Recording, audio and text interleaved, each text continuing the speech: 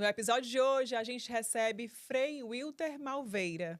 Já peço que você deixe o seu like, o seu comentário, compartilhe esse conteúdo para que ele possa alcançar mais pessoas.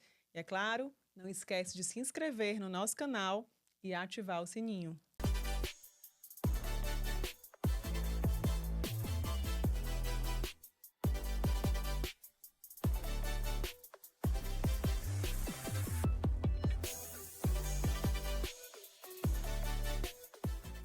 Frei Wilter, seja muito bem-vindo. Obrigada pela sua presença aqui com a gente. Juliana e todos vocês que nos acompanham, para mim é uma grande alegria, uma grande satisfação estar aqui. Recebi esse convite com muita alegria para a gente partilhar um pouco a vida, a missão. Né? Coisa boa. Vamos bater um papo. Vamos lá. Antes, vou falar um pouquinho da tua trajetória. Se tiver algum erro, pode me corrigir, viu? Tudo bem. Frei Wilter Malveira é sacerdote da Ordem dos Frades Capuchinhos, formado em Filosofia e Teologia, pós-graduado em Comunicação Social, pela PUC São Paulo. É comunicador, radialista, palestrante, pregador de retiro, cantor e compositor. Frei Wilter evangeliza pelas redes sociais, onde tem milhares de seguidores, e atua como diretor espiritual e confessor no Santuário Sagrado Coração de Jesus, no centro de Fortaleza. Já passei Já por passou. lá. Agora eu estou em outro canto. Então foi. A gente corrige já. É morador de Messejana, aqui em Fortaleza, Isso. onde reside no Seminário Seráfico Nossa Senhora do Brasil. Exato. Aí tá Isso. correto. Agora tá certo. Então já passou pelo Sagrado Coração de Jesus e hoje está lá em Messejana. Em Messejana, nosso convento lá. E lá no convento o senhor também atua como diretor espiritual, confessor? Tem esse trabalho lá? Hoje eu estou como auxiliar, né? Porque eu voltei de Roma, estive um tempo fora. E como eu estou partindo para uma outra missão também, então eu estou ali durante esse tempo de transição. Então, lá eu presido as missas, eu assisto também as capelanias, que são capelas das irmãs de freiras, que ficam ali em torno da nossa área pastoral, fazem parte. E também atendo, sim, confissões, direção espiritual ali no Seminário Seráfico. Vamos já falar, morou não sei aonde, já está indo para não sei aonde, a gente fala já disso. Tá bom, né? tá certo. E, aliás, temos muita coisa para conversar, porque a gente também está vivendo alguns momentos importantes no que diz respeito à igreja. Né? Sim. A Páscoa, Sim, por outro lado, a escolha do próximo Papa, conclave. né? O conclave. Então, assim, tem um monte de assunto Tudo bem? para a gente conversar e também da tua trajetória. Mas eu queria começar do princípio, vamos dizer assim, Sim. né? Falando no senhor, Frei Wilter. Como é que o senhor foi para a vida religiosa? Né? Como é que foi o seu chamado, vamos dizer assim?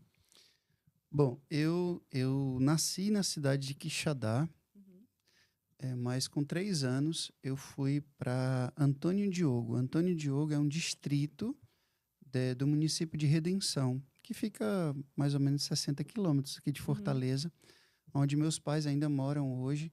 Eu sou o filho caçula, nós somos 4, né? 2 homens e 2 mulheres. E ali em Antônio Diogo, é conhecido, né, porque tinha uma colônia de rancenianos. Ainda hoje tem também.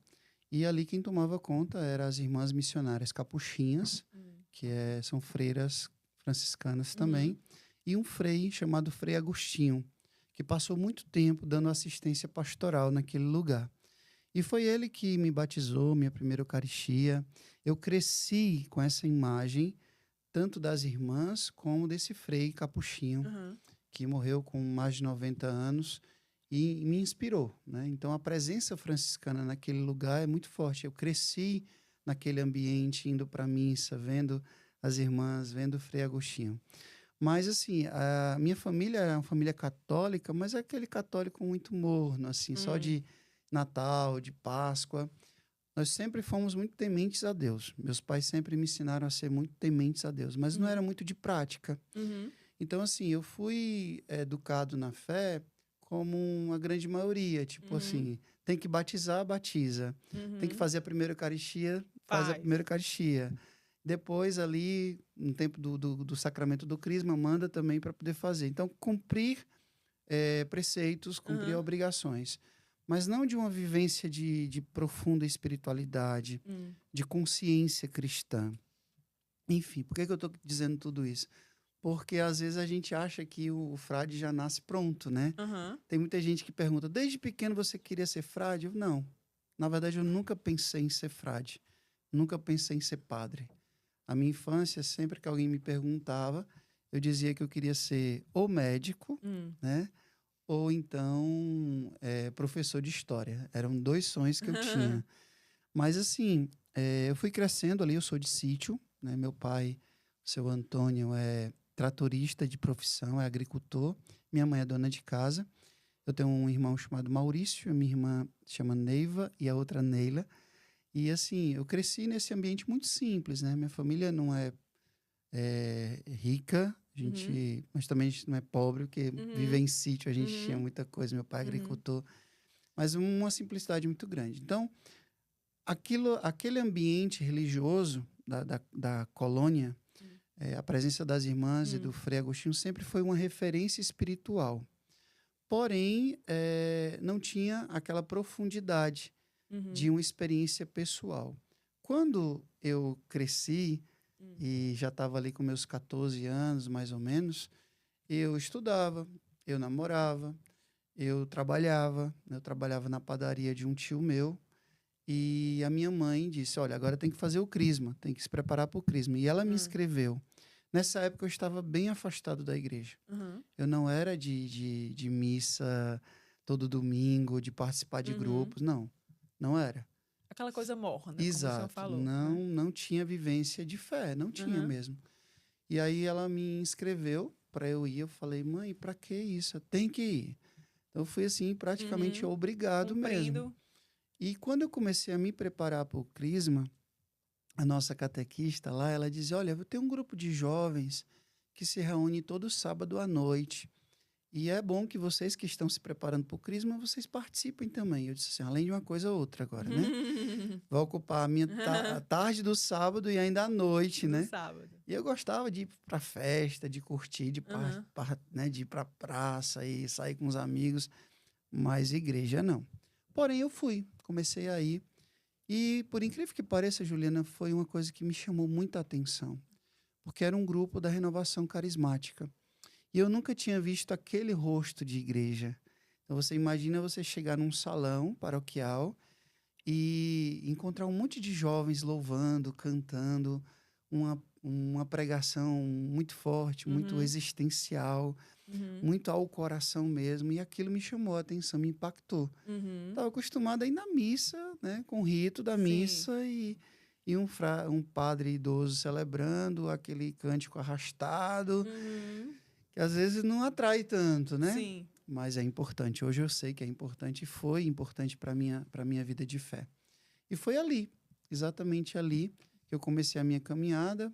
Eu fiz seminário de vida no Espírito Santo, que é uma prática que a Renovação Carismática faz. E ali eu conheci, de fato, a pessoa de Jesus Cristo.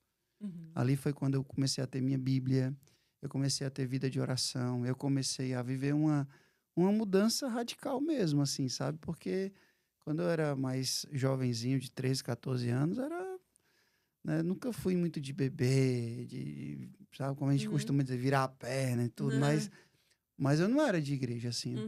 Gostava mesmo de passear, de curtir a vida como os jovens gostam, né? E aí eu vivi um processo de conversão muito sincero, assim, com Deus mesmo. E nessa época eu conheci também a pessoa de São Francisco, né? Que todos nós conhecemos a oração de São Francisco e tudo, mas nessa época o coordenador do grupo de jovens que eu fazia parte, ele me deu um livro sobre São Francisco. E aí eu comecei a ler a vida de São Francisco e aquele jovem que era ganancioso, que queria ficar famoso e foi para 2 guerras e esbanjava, que gostava de festa, de fama, de mulher, de curtição. E de repente tem uma experiência sincera com Deus e se converte. E se torna quem ele é, Francisco de Assis.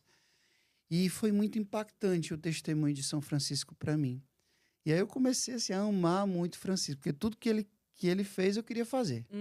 Então, eu lia lá que ele estava com uns 100 anos, eu ia lá para a colônia. Ele estava no meio do mato rezando, eu ia lá para o meio do mato rezar também. Ele renunciou tudo, então eu comecei A se inspirar e a seguir, a praticar. Exato. Foi assim um modelo para mim, um ícone para mim, uma inspiração para mim. E foi nessa época que um frei, que é de Antônio Diogo também, na minha cidade, que é capuchinho também, ele vendo assim, eu muito envolvido com a pastoral, com os grupos da igreja, ele me convidou para ir para o convento, para passar uma semana num convento, porque ele era um dos responsáveis lá. E aí minha mãe, né, permitiu e eu fui para o convento de Sobral. Ali a gente tem um convento. E quando eu cheguei no convento, foi uma experiência muito forte, porque sabe quando você entra num lugar e tem aquela sensação de paz? Quando eu vi os frades, né, os claustros, o hábito, o refeitório, a capela, eu disse, gente, fiquei assim apaixonado assim. Tem um frade nosso que já faleceu que ele dizia: para quem tem vocação, as paredes do convento exalam perfume, mas para quem não tem são paredes de cemitério, pois para mim exalava perfume. Porque eu fiquei assim, me identifiquei. Só que nessa época eu namorava, eu tinha meu trabalho, eu estava terminando o 2º grau, eu tinha planos, eu nunca pensei, sério, nunca passou pela minha cabeça ser frade. Mas ali eu passei uma semana com os freis, rezando, vivenciando a vida dos frades ali, nas missas, na adoração, nas orações comunitárias. E aí quando eu voltei para casa, depois de uma semana, e já começou no meu coração latente, sabe? É como se Deus não me deixasse mais quieto. Toda vez que eu ia para um grupo de oração, eu abria a Bíblia, eu ia para um retiro, eu ia para um congresso, uma palestra, sempre o tema era vocação. Vinde, eu vos farei pescadores de homens. Quem põe a mão no arado e não olha para trás não é digno de mim. Vem e segue-me. Eu digo, Jesus, vira o disco, né? Porque... E interessante, quanto mais eu queria fugir disso, mais forte isso ficava dentro de mim. E aí... E é uma época que os jovens, né, final de 2º grau, né, ensino médio, né, que a gente fala hoje, é quando a gente também está começando a pensar na vida, né? O que vai né, assim, fazer. o que vai fazer e tal. Então, de repente, a tua cabeça ali já, né, Isso. de 15, 16 anos, não sei, já estava com isso, natural daquela época ali, aí... Essa inquietação, né? Essa inquietação, o que eu vou fazer, E aí foi ficando forte. Foi ficando muito forte. E aí ficou tão forte que eu resolvi compartilhar, né, com a minha mãe. Mãe, eu tô querendo conhecer, né? Falei, tô querendo conhecer. Ela já espalhou para todo mundo que eu ia ser, inclusive para minha namorada na época. Aí foi aquela confusão. Mas assim, aí foi quando eu falei com esse mesmo frei que me levou para Sobral que eu queria fazer um processo vocacional. Nessa época eu já tinha 15 anos, eu já tinha feito, né, o sacramento do crisma, que também foi um capuchinho que me crismou, um frei que hoje mora ali na Cúria. E aí foi interessante, porque eu comecei a fazer um processo vocacional. Eu vinha todos os meses para cá participar de um encontro. E foi aí que foi esclarecendo essas dúvidas, que eu fui tomando consciência do que era ser franciscano, do que era ser frade, o que eu precisava abrir mão para poder... E aí, quando foi em 2001, eu fiz o processo vocacional. Éramos uma turma de 21 vocacionados. E em 2002, eu resolvi entrar no convento. Então, eu entrei no convento com 17 anos, em 2002. E fui morar lá em Teresina. Eu lembro que foi o dia 16 de fevereiro de 2002, eu deixei a casa dos meus pais e entrei no convento. Então, de lá para cá já são 23 anos, mais ou menos. É uma decisão de vida, assim, de mudança radical. Sim, né? sim. Porque, de fato, o que tem que abrir mão, né? A escolha, né? Assim, é forte. Mas sabe quando eu entrei no convento, que não é fácil, porque é um um jovem de interior com 17 anos, né? Deixa tudo, né? Eu tinha os meus sonhos, eu tinha os meus projetos, eu tinha minha família.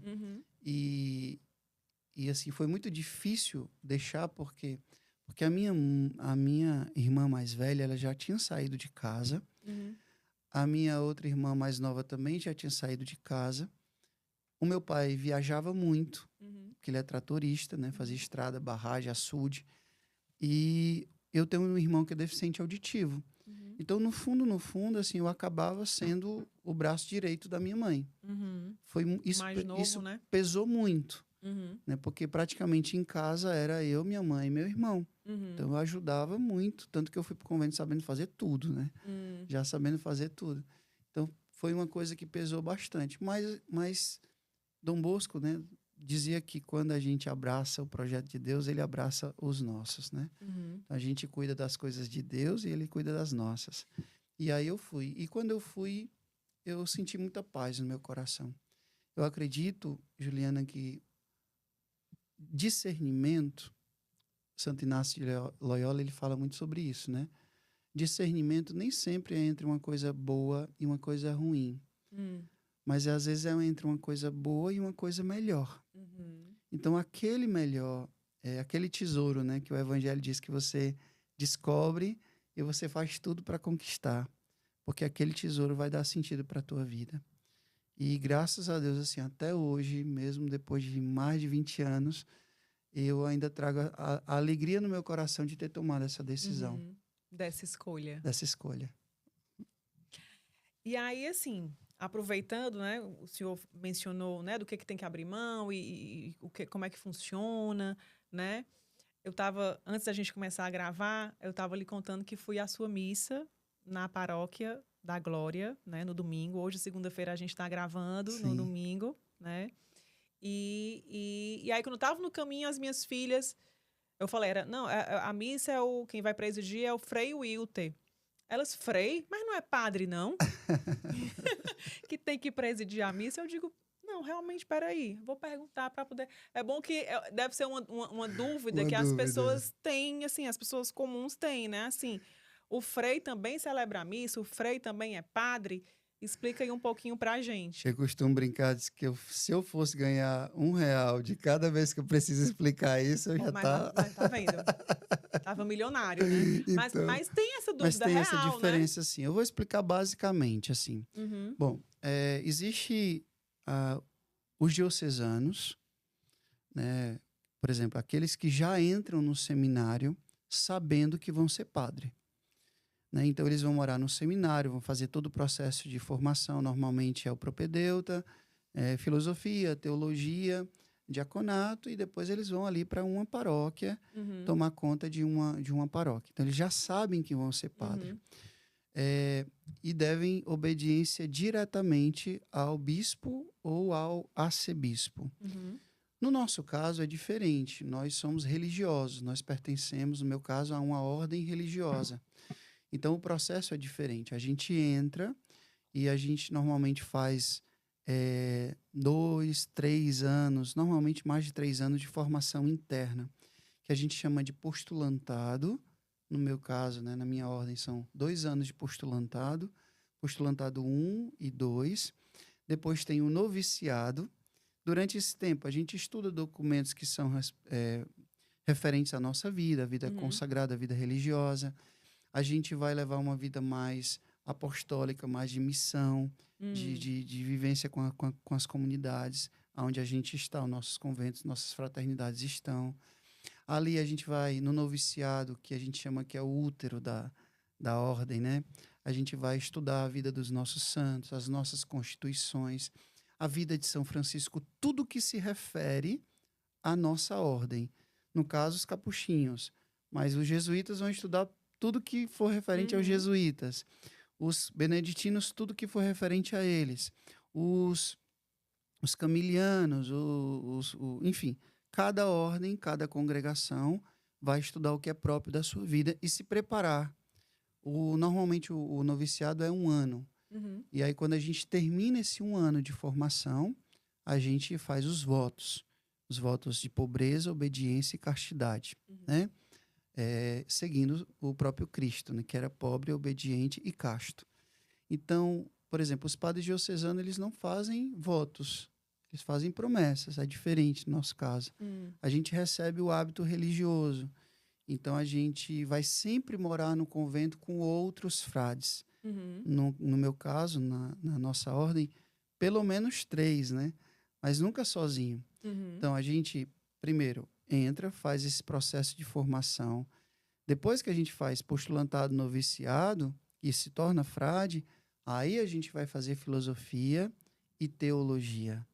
Faz os votos simples, depois de um tempo faz os votos perpétuos. Nesse caso, o frade ele pode decidir se ele quer se ordenar ou não. Então, no nosso caso, a gente não tem a obrigatoriedade de ser padre. Nós temos muitos frades que são frades e não são padres. Eu, no meu caso, eu sou frade e padre, né? Mas temos muitos frades que podem, inclusive, fazer uma outra formação, podem fazer algum curso de assistência social, de enfermagem, de psicologia. Que tem a ver com a missão que ele vai... Tem a ver com a missão que a ordem está precisando. E aí ele não... Por exemplo, atualmente eu estou lá em Messejana e o nosso guardião e o formador, né,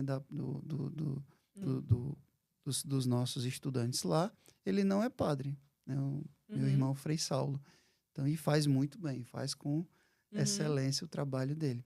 Então, tem essa diferença. E no nosso caso, a gente tem um provincial. Então, a gente deve obediência ao provincial. Tanto que, se o bispo quiser resolver alguma coisa, ele fala com o provincial, que é responsável pela ordem aqui, né? No nosso caso, dos capuchinhos, no Ceará e Piauí. Então, tem essa diferença. E no seu caso específico, o senhor também é padre. Então, também como sou padre, pode celebrar a missa. Exato. Né? Exato. Então, presidir a missa, confessar, realizar os sacramentos, que é próprio de um sacerdote. Que o frade não realiza. O frade ele pode fazer uma celebração da palavra, que não realiza o sacramento, né? Ele pode dar uma formação, ele pode dar uma palestra, ele pode dar uma bênção, mas não fazer coisas que são próprias de um sacerdote. Né? Que é absolver, que é consagrar, que é próprio somente do sacerdote, só o sacerdote pode fazer. Ontem na missa, né, na Paróquia da Glória, na Cidade dos Funcionários, né, aqui em Fortaleza, para quem está assistindo a gente. O senhor na homilia, ele conversando e tal, falando, o senhor pincelou, assim, em dado momento que passou pelo estado do Amazonas. Isso. Pelo Piauí também. Isso. Então, vou dar uma resumida. Dá uma resumidinha aí nessa missão, né? Depois lá do Piauí, né? De Teresina, quando entrou, né? Na vida religiosa. Quais foram essas missões aí? Porque na homilia o senhor falou que pegava um barco, não sei quantos minutos, para ir para uma região que tinha missa uma vez ao ano. Uma vez ao ano, isso. Bom, eu morei em Teresina 3 anos. Quando fiz filosofia, entrei no convento em 2002. 2002, 2003, 2004, eu morei em Teresina. Ali eu fiz filosofia. Depois eu fui para o sul do Piauí, uma cidade chamada Uruçuí, para fazer o postulantado. Ali a gente tinha um campo missionário muito grande também. A gente, às vezes, tinha que percorrer 200 quilômetros para ir em uma comunidade para celebrar, né, a missa, realizar os sacramentos. Então, é uma fraternidade que nós ainda temos hoje e que os frades moram lá e dão assistência pastoral àquela comunidade, àquele povo. Passei 1 ano ali. Depois eu fui para Lagoa de São Francisco, que é um município também do Piauí, para fazer o noviciado, que aí era um ano mais interno, de oração, de estudo, de vida fraterna. E quando eu terminei esse 1 ano ali, eu fiz os votos. Os primeiros votos que a gente chama de votos simples. Terminei, né, fiz os votos, aí recebi o hábito, passei a ser chamado de frei. Frei vem de frater, que quer dizer irmão, né, em italiano, porque Francisco de Assis queria uma ordem de irmãos. E eu vim para Fortaleza. Quando eu vim para Fortaleza, eu fui morar em Messejana e aí fui estudar teologia. Eu já tinha feito filosofia, fui fazer teologia aqui em Fortaleza, aqui na Católica de Fortaleza. Então, eu fiz 4 anos de teologia. 3 anos morando em Messejana e um ano morando em uma fraternidade nossa ali no bairro do Pirambu. Uhum. A gente também tem uma casa ali, uma fraternidade ali. Então, eu morei um ano. Quando eu terminei os 4 anos de teologia, no 4º ano eu fiz os votos perpétuos, porque é como se os votos simples fossem o noivado. Né? E os Os perpétuos são perpétuos é o casamentos. casamento, é o definitivo, né? Uhum. Para a gente, no nosso caso como frade, é o definitivo. Uhum. E aí eu pedi a ordenação, eu queria me ordenar, né? Uhum. Nessa Para também ser padre. para também ser padre. Nesse caso, na época, nós éramos 3, eu e mais 2. Sendo que, como vocacionados, éramos 21, para entrar eram 12, só entraram 6. Desses 6, só ficaram 3. Uhum. Né? Inclusive, teve um que depois faleceu, depois de 5 anos de padre, e o outro saiu e casou. Então, dessa turma toda, Olha estou aí. eu aqui, É uma pelejando, peneira né? É uma danada. peneira grande. E aí foi quando eu fui ordenado diácono, que é um estágio, né, antes de ser padre, Uhum. e fui mandado para a Amazônia. Essa época eu estava precisando muito lá, porque a extensão territorial da missão é muito grande. Então, os frades nos convidaram e eu fui enviado para morar lá em Santo Antônio do Içá, que é na região do Alto Solimões. Do Alto Solimões. Então, para chegar lá, na época, ou eram 4 dias de barco, barco grande, ou 34 horas de lancha. Né? Então, para chegar nesse local. E ali eu passei um ano morando na beira do Rio Solimões, que faz fronteira com a Colômbia. Ali são várias paróquias na beira do rio. E foi uma experiência sensacional. Foi uma experiência assim que eu nunca vou esquecer. Eu amei assim aquela experiência. Era tudo muito longe, era tudo muito difícil, mas o amor das pessoas, o carinho das pessoas, sabe? Eu trabalhando com os ticunas, lá uma etnia muito forte, são os ticunas e os cocamas. E os ticunas especificamente ainda usam o idioma deles, a cultura deles. A gente tem uma fraternidade dentro de uma aldeia. Então, assim, e lá o rio Içá é o rio, tem o rio Solimões e tem o rio Içá.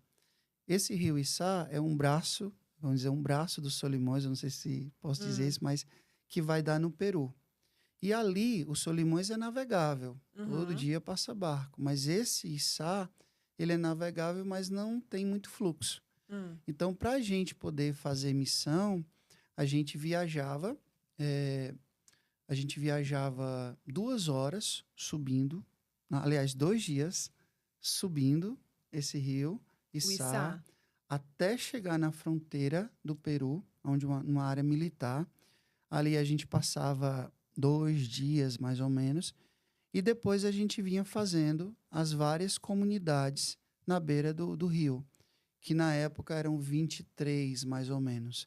Quando a gente ia subindo, a gente ia dizendo, olha, dia tal, vamos estar aqui, tem missa. Então, as pessoas já se preparavam, a gente subia e ia avisando, e depois a gente vinha descendo.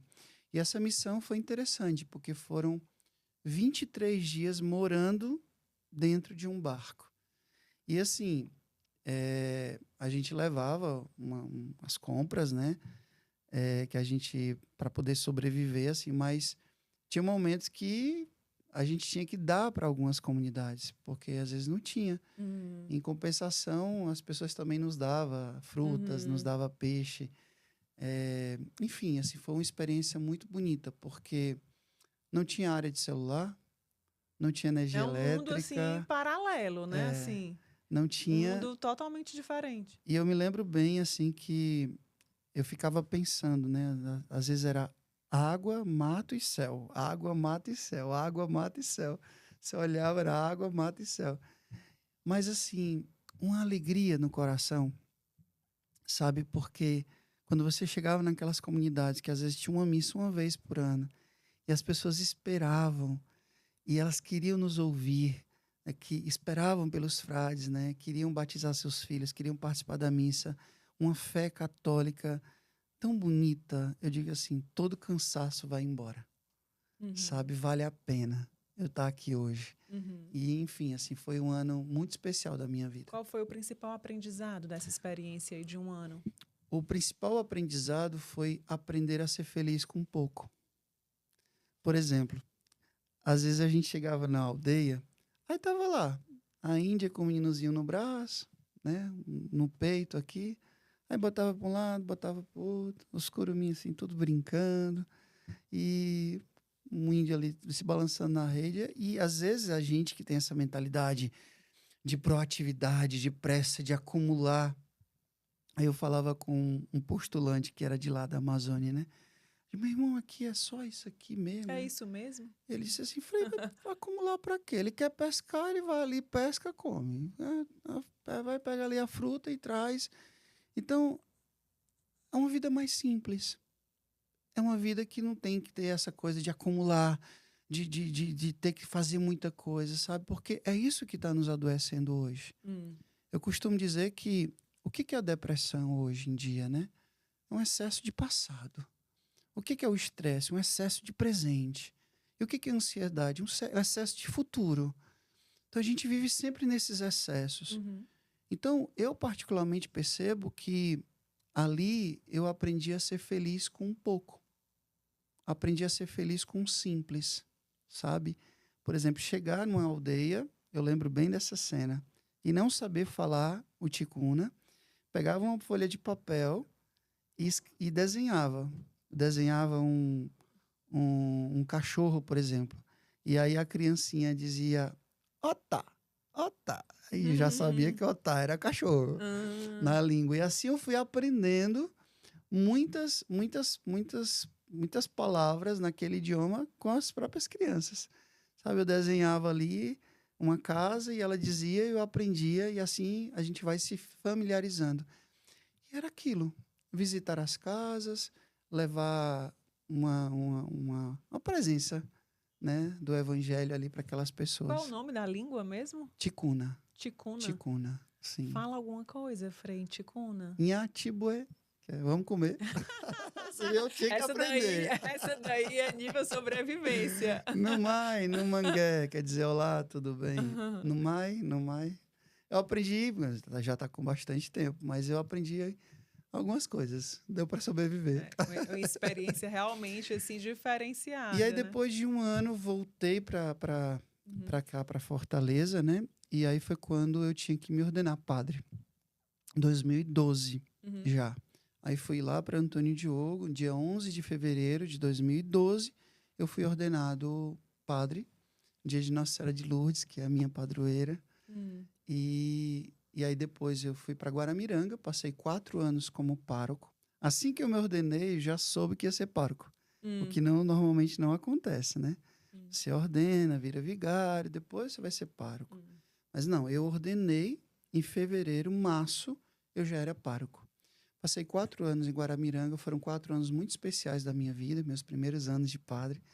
Depois eu vim para Fortaleza, fui vigário ali em Messejana, onde eu estou hoje, passei 3 anos. Depois de 7 anos nessa experiência de paróquia, aí eu falei para o meu provincial, né, na época, tá bom, chega, eu quero fazer uma outra coisa. Foi quando eu fui para o Coração de Jesus, ali eu era confessor, diretor espiritual, né, também, e promotor vocacional, que é aquele frade que toma conta dos jovens que estão chegando. Então, eu passei 3 anos acolhendo os jovens que querem ser frade.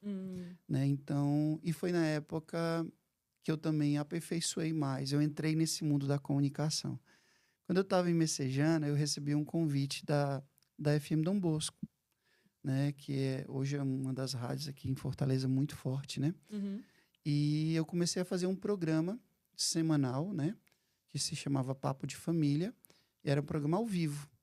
Então, eu passei 6 anos fazendo programa ao fazendo vivo. esse programa Na FM Dom Bosco. na FM Dom Bosco. E foi aí que eu entrei Papo de família. Papo de família. Então, foi aí que eu entrei nesse mundo da comunicação. E aí, o que acontece? A audiência desse programa começou a crescer tanto que a FM 93 me viu a concorrência e me convidou para ir para lá também. Aí eu fiquei na Dom Bosco, na FM 93, eu fazia um programa chamado Encontrando a Paz, na FM 93. E aí o programa deu tão certo que virou TV. Então, eu fiquei na FM do Bosco, no Encontrando a Paz da FM 93, e fui para a TV Diário também fazer um programa que era todo dia. Era todo dia, todos os dias, 6 horas da manhã, que era a oração do terço e uma pequena meditação da palavra. Aí eu disse, não, quem está na chuva é para se molhar. Então, vamos lá. Aí fui para São Paulo e fui me especializar nisso. Em comunicação. Em comunicação, porque eu estou fazendo isso. Eu não tinha experiência nenhuma. Formação para isso. Formação para isso, né? Então, vamos lá, eu vou estudar. Foi quando eu fui para São Paulo e aí fiz essa pós-graduação, né? Que é o CEPAC PUC, era no prédio das Irmãs Paulinas, mas todos os professores eram da PUC. E foi, assim, maravilhoso, porque os laboratório de rádio, de teatro, laboratório de publicidade, de marketing, que eu fiz ali, abriu a minha cabeça de um jeito tal, para você ter ideia, Juliana, para gravar um programa ali na TV Diário, às vezes era um programa de 20 minutos, eu gastava 1 hora. Para gravar, para conseguir fazer. Para conseguir fazer, por causa, eu já falei para você antes aqui nos bastidores da minha timidez, né? Então sou muito tímido, aí eu me venço. E aí, quando eu voltei de lá, eu gravava 8 programas em 1 hora. Olha. É por isso que eu disse, existe a inspiração, o dom, e existe a transpiração, que é o esforço que eu faço para aperfeiçoar o dom que Deus me deu. E aí eu fui estudar, e eu fiz a minha tese, eu fiz inclusive a minha tese na época sobre a linguagem corporal do Papa Francisco como uma forma de comunicar o evangelho. E tirei 10. Caramba! Foi. A linguagem corporal do Papa Francisco como uma forma de comunicar o evangelho. A linguagem corporal. Resume aí em 1 minuto. Já que a gente acabou de perder o nosso Papa Francisco, perder aqui para a Terra, né? Porque a gente ganhou um intercessor no céu.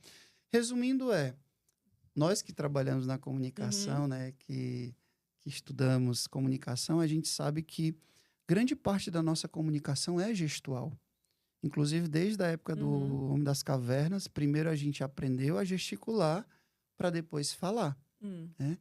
E os comunicólogos, né, dizem que mais de 95%, se eu não me engano, da nossa comunicação ela é gestual.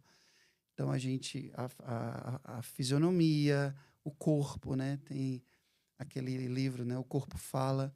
Então, a gente sabe hoje, existem muitos cursos sobre isso, mas é um estudo muito aprofundado.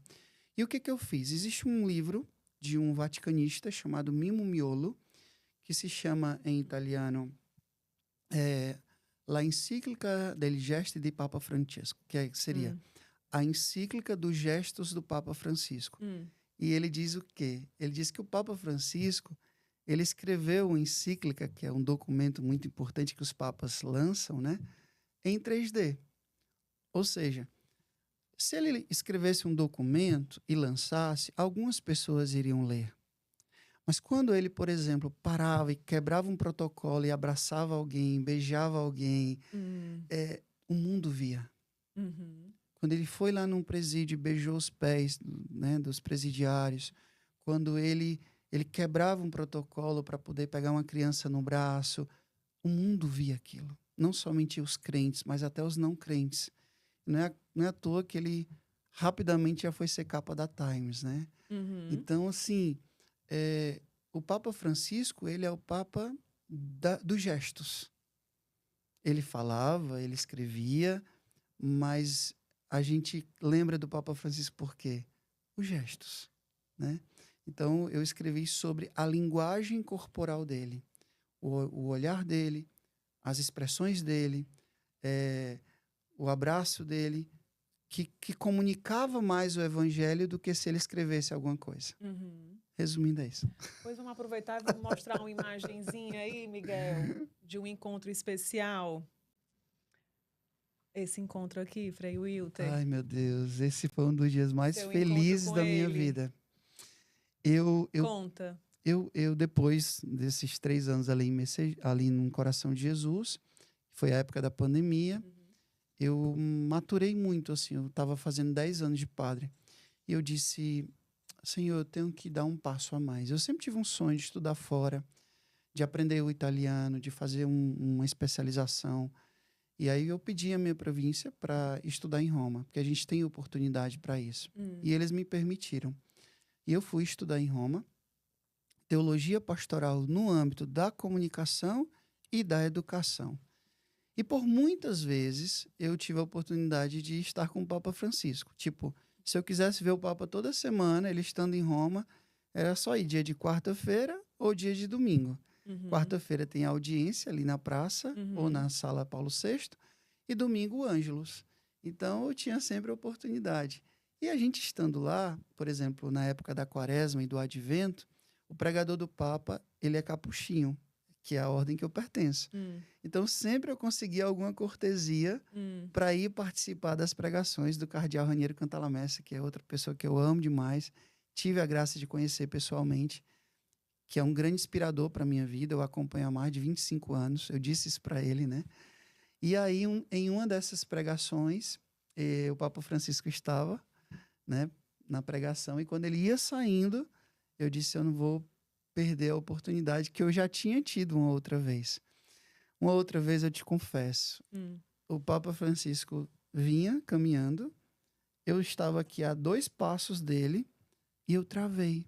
Paralisou. Eu travei.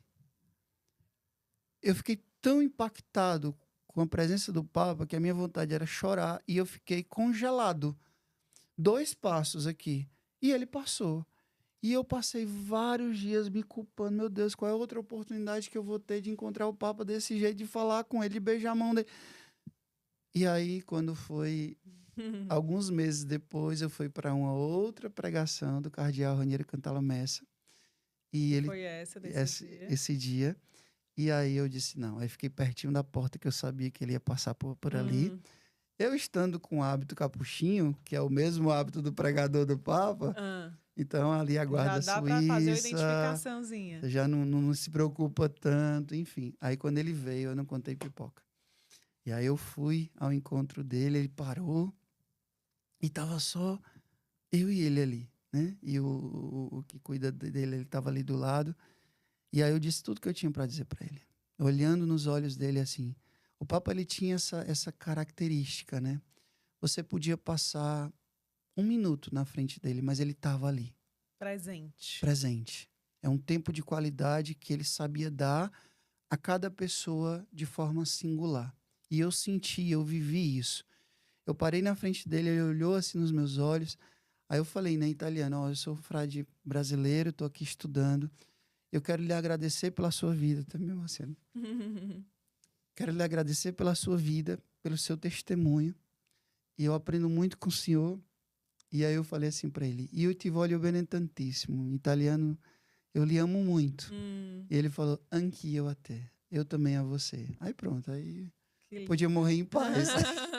Aí foi quando eu entreguei os meus 2 livros para ele, né? Ele recebeu. E aí foi interessante, assim, do nada apareceu um fotógrafo aqui do lado e tirou uma foto. Ai, que bom que teve esse registro, né? E que eu nem tava esperando, assim, sabe? Eu queria falar com ele aí, e ele sorrindo assim para mim, grazie, Dio te benedica, Deus te abençoe. Aí pronto. Aí, nesse dia a coragem foi, veio, né? Foi. Que bom. E foi assim, eu confesso, um dos dias mais felizes da minha vida, porque era um sonho que eu tinha. Eu sempre acompanhei o Papa Francisco. Nesses 12 anos de pontificado, eu sempre li tudo que ele publicou. Eu fiz a minha tese sobre ele, então eu li mais de 30 livros sobre ele. Eu ficava irritado quando alguém falava mal dele, sabe? Porque é um princípio de catolicidade, né? São Francisco de Assis, na época de São Francisco, existiam muitos grupos radicais, como o grupo de Francisco. Mas por que o grupo de Francisco permaneceu até hoje? Porque a primeira coisa que Francisco fez foi quando formou os 12 frades, ele foi pedir a benção ao Papa. E sempre permaneceu obediente ao Papa. Né? Então, assim, foi uma graça muito grande ter morado em Roma durante o tempo de Francisco. E tá prevista aí uma viagem para outubro desse ano e eu quero ir lá em Santa Maria Maior para poder ir no túmulo dele. Visitar. E aí, assim, falando aqui do Papa, né? Assim, vamos trazer para esse momento atual, né? De conclave, Sim. né? Primeiro, na verdade, vamos só resumir assim, qual é o legado do Papa Francisco? O legado do Papa Francisco, para mim, é de fato atualizar a grande mensagem de São Francisco, porque ele é um jesuíta. Mas quando ele foi eleito, nos primeiros minutos, inclusive na escolha da roupa que iria usar, o que queria usar, da cruz peitoral, dos sapatos, né, ele já foi manifestando que era um Papa diferente. Quando ele saiu ali naquela sacada da Basílica de São Pedro e disse, né, os meus irmãos cardeais foram buscar no fim do mundo, né, um Papa, e pediu que as pessoas que estavam na praça rezassem por ele, já foi uma coisa impactante. Então, o primeiro Papa latino-americano, primeiro Papa que escolheu o nome de Francisco. E ele deixou claro, não era São Francisco Xavier, que era jesuíta, mas São Francisco de Assis. Então, é um Papa que atualizou os valores do Evangelho, porque São Francisco ele não quis fazer outra coisa senão viver o Evangelho. Então, quando ele escreveu a Evangelho Gaudium, a alegria do Evangelho, foi por causa da alegria de São Francisco. Quando ele escreveu, por exemplo, a Laudato Si, né, Louvado Sejas, falando sobre a casa comum, ele trouxe a mensagem de Francisco, que naquela época já se preocupava com a criação, né, com os elementos da criação. Quando ele escreveu, por exemplo, a Fratelli Tutti, né, que é essa fraternidade, todos irmãos, falando ali da importância do ecumenismo, falando da importância do diálogo. Quando ele escreveu, agora por último, um documento sobre o Sagrado Coração de Jesus, falando desse amor de Deus por nós. Então, Francisco, ele atualizou em palavras, mas sobretudo em gestos, a mensagem do Evangelho. Por exemplo, Francisco, ele rompeu muitos padrões. Por exemplo, quando ele diz que o seu projeto pastoral era uma igreja em saída. Então, se você puder, Frei, qual foi assim o projeto pastoral do Papa Francisco? Foi uma igreja em saída. Inclusive, ele chega a dizer muito enfaticamente: eu prefiro uma igreja enlameada, ensanguentada, mas que foi para a missão, do que uma igreja fechada em si. Isso não é só discurso bonito. Ele viveu isso. Tanto que ele acolhia as pessoas, por exemplo, acolheu ali no Vaticano pessoas homossexuais, tinha um respeito, né, por essas pessoas. Ele foi o primeiro Papa que colocou mulheres em cargos altíssimos dentro do Vaticano. Leigos em cargos altíssimos dentro do Vaticano. Por exemplo, o dicastério para a comunicação, onde eu estive uma vez, o presidente desse dicastério era um leigo. Né? E Francisco, ele realizou uma verdadeira reforma. Ele, tanto no âmbito, podemos dizer, no âmbito financeiro, né? Tanto no âmbito pastoral, tanto no âmbito, enfim, Francisco, ele realmente foi um Papa para esse tempo. E uma das coisas mais belas que eu sempre admirei em Francisco foi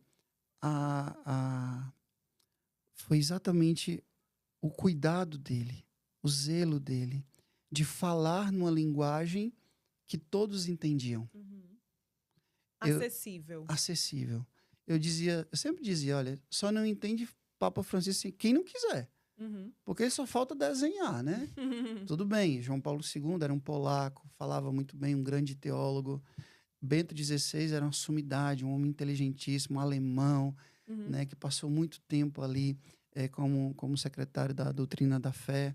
Mas era um homem intelectual, era um poliglota, um homem admirável. Eu tive a graça de estar presente também no funeral dele. E é uma pessoa que eu admiro muito. Mas Francisco, ele tem a nossa característica latino-americana, né? É aquele, é o abraço, é o beijo, é o afetivo. É o porque calor, né? é o calor. Eu vivi esses 3 últimos anos fora, né? E a gente vê como é que os europeus são com relação a isso, né? Às vezes até assusta. A gente aqui chega, abraça, toca. É muito da gente. E Francisco conseguiu levar isso para o mundo. E você viu que a resposta a esse rosto afetivo da igreja não foi negativa, foi positiva. Porque você sabe em dados que durante o pontificado de Francisco, muitas pessoas voltaram para a igreja, inclusive jovens. Inclusive jovens. Porque encontraram em Francisco um Eu rosto até de acolhida. viu, Frei, foi uma matéria da Folha Press, que é a agência de notícias da Folha de São Paulo. Sim, E nessa matéria ele fala, na verdade, de uma queda na proporção de católicos no mundo nos últimos 25 anos. Né? Assim, que, na verdade, na Europa e nos Estados Unidos não há mais crescimento, né, sim, nesses últimos 25 anos, mas que na África e na Ásia, sim, sim, há um crescimento. Aí, nessa conta, meio que andou de lado, vamos dizer assim, sim. porque há um crescimento ali e ali já não há mais um crescimento. Né? Assim, então, o número que tem é, em 10 anos, houve um incremento de 79 milhões de fiéis, de 1,9 bilhão em 2015 Sim. para 1,27 bilhão em 2025. Mas não é um crescimento real pelo dado populacional, sabe? Sim. Eu, particularmente, de fato, não tinha precisão de números. Porém, o que eu posso analisar, e aqui eu falo como estudante de teologia pastoral, é que a questão não é só números, é qualidade, né? Porque se for para ser católico de IBGE, você sabe que Sim. muita gente, né, se diz, eu não sou nada, então eu digo que sou católico, porque minha mãe era, porque meu pai era. Eu estou falando um catolicismo no sentido mesmo de vivência, de consciência, de compromisso, de experiência pessoal. Por exemplo, o Brasil hoje é um grande expoente nesse sentido, né? Eu tenho os dados do Brasil. Pronto, vamos lá. Vamos lá, os dados. O Brasil é o país com maior população católica do mundo, né, com cerca de 140 milhões de fiéis. No entanto, houve uma queda no que diz respeito aí ao IBGE. O senhor citou o IBGE, é justamente o dado que eu tenho aqui. Em 1940, os católicos eram 95% da população, de acordo com o censo do IBGE. Em 2010, esse número caiu para 38,6%. Enquanto os advindos do protestantismo subiram para 39,8%. Né? Inclusive, há pesquisadores que dizem que poderá haver, inclusive, uma virada no número de evangélicos, né? Esse número superar o número de católicos, né? Mas sabe, Juliana, eu particularmente vou insistir nisso, porque uma característica que nós temos como Igreja Católica é exatamente o princípio da unidade. Você vê que, por exemplo, os nossos irmãos evangélicos, protestantes, eles estão muito ramificados entre si, né? Então, assim, até às vezes um tom de disputa mesmo, de número de fiéis. Já a Igreja Católica, ela tem essa característica da unidade. Sim. A mesma missa que nós celebramos aqui é a mesma missa que se celebra em Roma. O mesmo evangelho que a gente lê e medita aqui é o mesmo que o Papa lá em Roma meditava. Então, eu falo que nesses últimos tempos, e eu, por exemplo, estive nos Estados Unidos há mais ou menos um ano atrás, e eu fiquei muito, muito edificado e feliz. Por quê? Porque às vezes a gente pensa, né, ali, tudo muito à vontade, todo mundo querendo fazer o que quiser, fazendo o que quiser e tal. E não, pelo menos nos lugares onde eu estive, eu acompanhei 2 meses uma comunidade brasileira ali. Inclusive, estou me preparando para ir para uma missão na Califórnia, tomar conta de um grupo brasileiro. Nós temos uma experiência também na Irlanda. Qual cidade? Na cidade de São Francisco, na Califórnia. E, por exemplo, na Irlanda também nós temos alguns freis brasileiros tomando conta de uma grande comunidade brasileira ali. Então, o que eu percebo? Que mesmo que não tenha números estatisticamente, mas a gente tem percebido que as pessoas elas estão voltando para uma fé mais sólida.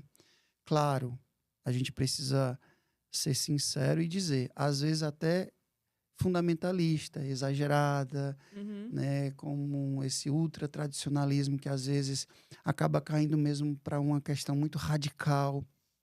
Porém, as pessoas têm um desejo de espiritualidade. Outro dia eu fui pregar em um grupo de rapazes, era um grupo só de homens, chamado Milagres, e um deles me perguntou, Frei, o que o senhor acha que está acontecendo, né? Porque aqui em Fortaleza, por exemplo, as igrejas todas cheias. Aí você vai para um aleluia daquele 1 milhão de pessoas, você vai para uma caminhada com Maria, você vai para um Queremos Deus, você vai para esses eventos de massa sempre muito lotados, muito cheios. E o que o senhor acha, né? Seja a nível católico, seja a nível protestante, né? Eu disse, olha, a modernidade e a pós-modernidade, ela nos prometeu muita coisa. E a gente chegou, sim, num grau de muito conhecimento, muita ciência e muita tecnologia. Temos muita ciência, muito conhecimento e muita tecnologia. E talvez, por um determinado momento, por a gente ter tudo isso, a gente pensou que Deus, que a fé não fosse tão importante. Porém, vem um vírus e para o mundo. As pessoas vão para onde? Vão querer alguma explicação para isso. Por exemplo, a gente vive numa sociedade onde tem muita ciência, muito conhecimento, muita tecnologia. A gente vive na cultura do entretenimento, onde a gente tem um aplicativo para cada coisa. E nunca se vendeu tanto ansiolítico, sobretudo aqui no Brasil. A gente nunca teve um índice tão grande de pessoas tirando a própria vida. A gente nunca teve uma constatação, pelo menos que eu percebo, de tantas pessoas com doenças como a depressão, como a ansiedade, como vários tipos de síndromes e pânicos. Então, se a gente está numa sociedade tão evoluída, por que a gente está triste? Né? E as pessoas vão buscar apoio aonde? Na fé, na espiritualidade. E por que a gente está tão triste, Frei? Porque a nossa esperança, a nossa esperança cristã, que eu falo, ela não aponta para uma felicidade só daqui. A gente diz, eu creio na ressurreição da carne e na vida eterna. Às vezes, as pessoas elas têm uma esperança somente para uma vida boa aqui. Então, eu vou ser feliz quando eu tiver um corpo esteticamente perfeito. Aí eu consigo, com procedimento, com esforço e tal. Não que a gente não tenha que cuidar da saúde. Eu mesmo cuido da saúde, faço academia, faço crossfit, me cuido. E é importante fazer isso. Eu fico feliz que as estatísticas mostram cada vez mais pessoas cuidando da saúde. E é importante isso. Mas, assim, essa ideia de que se eu tiver o corpo ideal, perfeito, metricamente perfeito, eu vou ser feliz. A pessoa consegue e fica vazia. Eu vou ser feliz se eu tiver aquela casa, aquele carro, aquele computador, se eu fizer aquela viagem. Aí você consegue tudo isso e permanece vazio. Então, o que acontece? O C.S. Lewis, que é o autor das Crônicas de Nárnia, que era um grande católico, um grande cristão, o Tolkien era católico, ele era protestante. Mas ele dizia uma frase muito interessante. Ele dizia, se nada desse mundo não nos satisfaz completamente, é porque a verdadeira felicidade não está aqui. Né? E aí a gente vai para o Evangelho, né? Jesus dizendo, juntai para vós tesouros no céu. Lá a traça não rouba. O ladrão a traça não corrói, o ladrão não rouba. E aí a gente olha para a vida dos santos, né? São Francisco, um homem tão pobre e não é esquecido, mesmo depois de 800 anos. A gente olha para a Madre Teresa de Calcutá, simples, pobre, aquela velhinha franzinha. Mas que era super alegre, né? Mas que era super alegre. Então, a gente tem esse grande trunfo, que é a alegria do evangelho, que não é resultado de uma droga, que não é o resultado de um ansiolítico, que não é resultado de uma noitada, mas que nasce da experiência do amor de Deus. Então, a nossa esperança, Juliana, ela não aponta somente para uma vida boa aqui. Sim, a gente tem que viver com dignidade. Temos que ter um lugar para morar, temos que ter o que comer, o que vestir, com dignidade. Mas a gente sabe que tudo isso aqui é passageiro. Tudo isso aqui tem um prazo de validade. E que o nosso olhar, a nossa esperança, aponta para aquilo que São Paulo disse um dia. O que Deus tem preparado para nós são coisas que os olhos não viram, que os ouvidos não ouviram e que a mente não é capaz de imaginar o que Deus tem preparado para nós. Então, quando a gente coloca a nossa felicidade, a razão da nossa felicidade, a razão da nossa esperança somente aqui, a gente não vai se realizar. Porque as coisas daqui têm prazo de validade e elas passam. As coisas espirituais não. Voltando só um pouquinho para aquele número que a gente trouxe dos católicos e dos protestantes, né? Com esse crescimento, né? Quando a gente trouxe os números, né? Sim. Da década de 40 e atual, o que as pessoas foram buscar nas casas evangélicas, né? Nos cultos, que de repente elas não estavam ali encontrando essa migração, né? Que pelo Sim. menos o IBGE registrou, Sim. né? O que aconteceu, assim, na sua visão, Frei? Bom, na minha visão, eu acho que a partir de Lutero, né, Lutero que dizia só a graça, só a fé, né, me dava a liberdade de interpretar a Bíblia como eu quisesse, né? E que a graça e a fé basta. Isso causou uma grande confusão, porque aí me dá liberdade para eu fundar a minha igreja, para eu interpretar o evangelho a partir do que eu acho, do que eu penso. E a igreja católica não, ela tem um depósito, ela tem uma história, ela guarda uma tradição. Às vezes a gente diz, mas fulano é conservador. Não é problema ser conservador. Nós conservamos uma fé de 2000 anos. Uhum. O problema é o conservadorismo. Uhum. A questão fulano é da tradição. Todos nós somos da tradição. Nós celebramos uma tradição. Jesus fazia isso em memória de mim. O problema é o tradicionalismo. São os exageros. Então, o que acontece?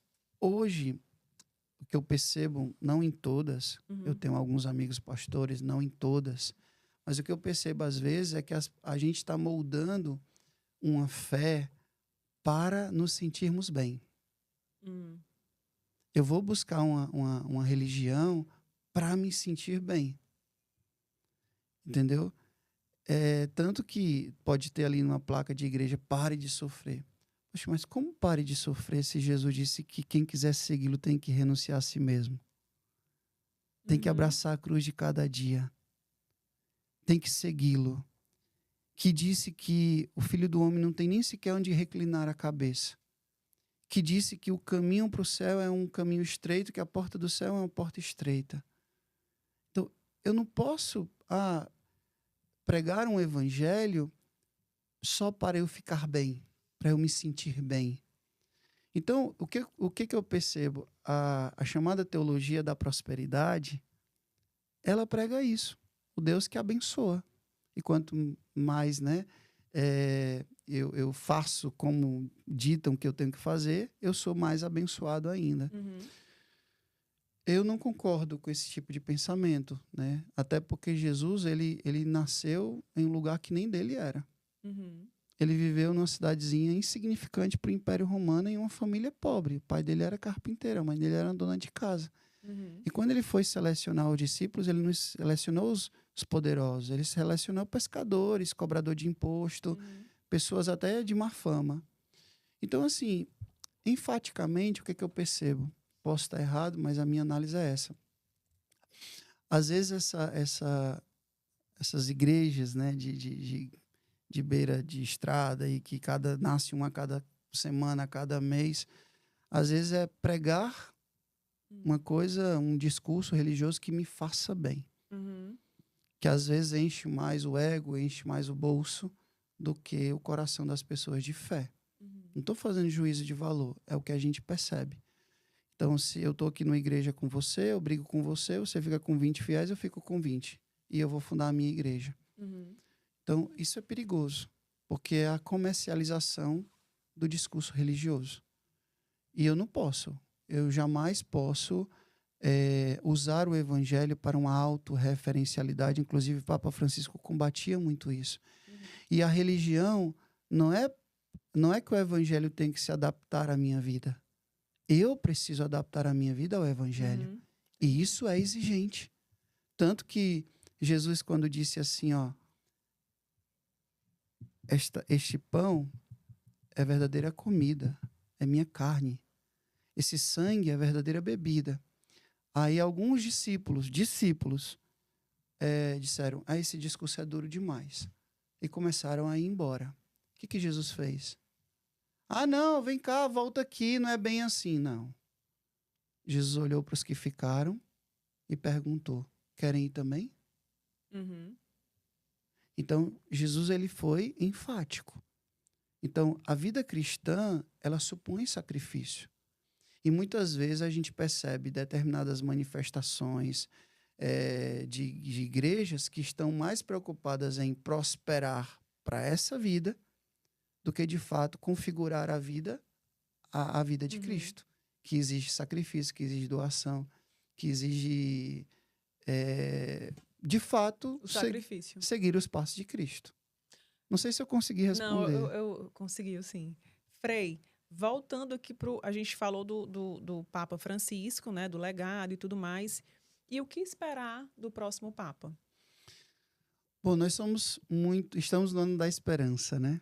Estamos no ano da esperança. E eu, particularmente, assim, da minha parte, eu espero que o novo Papa, ele dê continuidade ao que Francisco construiu nesses 12 anos de pontificado.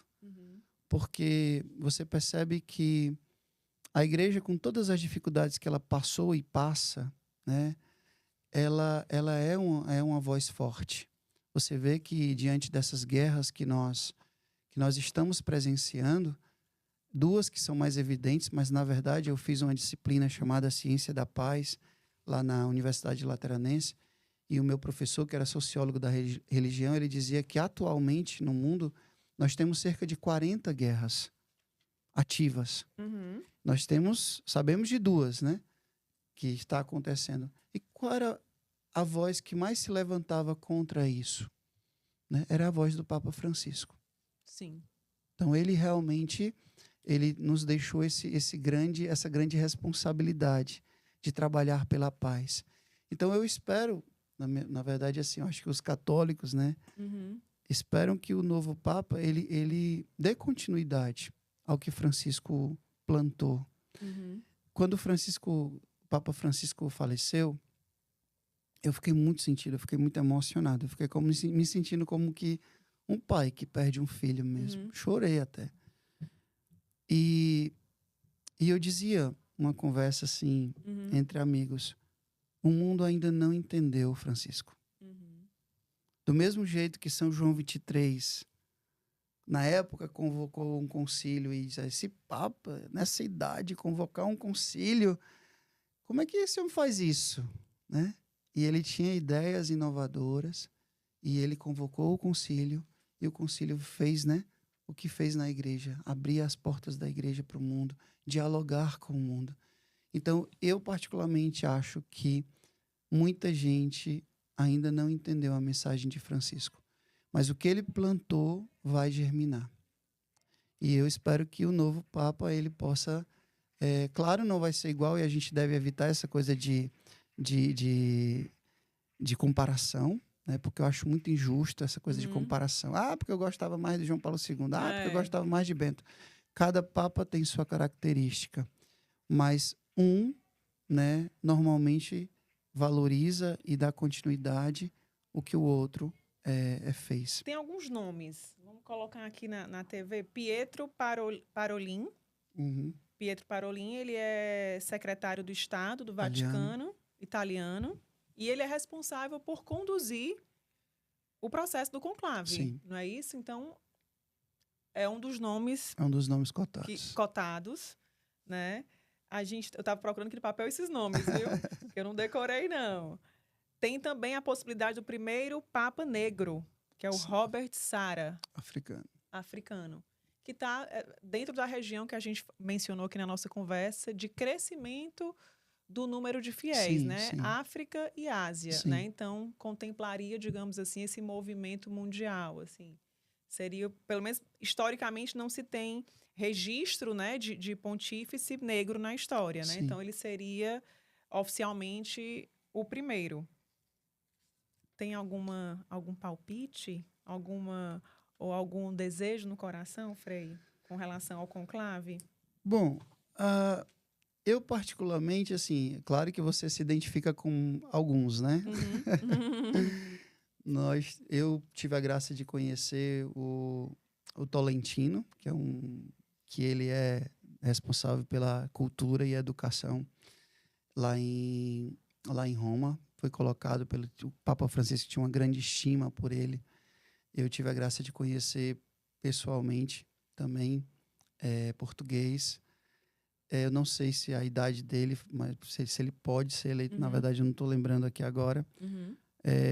Existe um também que é o Luiz Antônio, que eu também admiro bastante.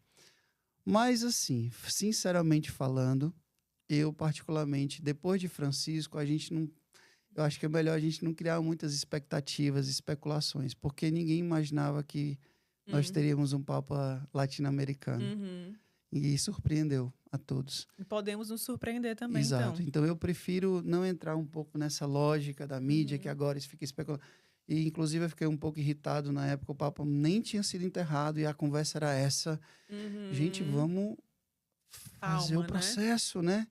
Eu fiz algumas publicações nas minhas redes sociais sobre isso. Gente, calma. Mas, Frei, é porque o conclave, ele cria a expectativa não só para o mundo católico, Sim, inclusive para os ateus ou para as pessoas fora. Claro. É mundial, É um assim, evento... é para além do catolicismo em si, dos fiéis, né? Assim, é acompanhado por pessoas que, né, fora do...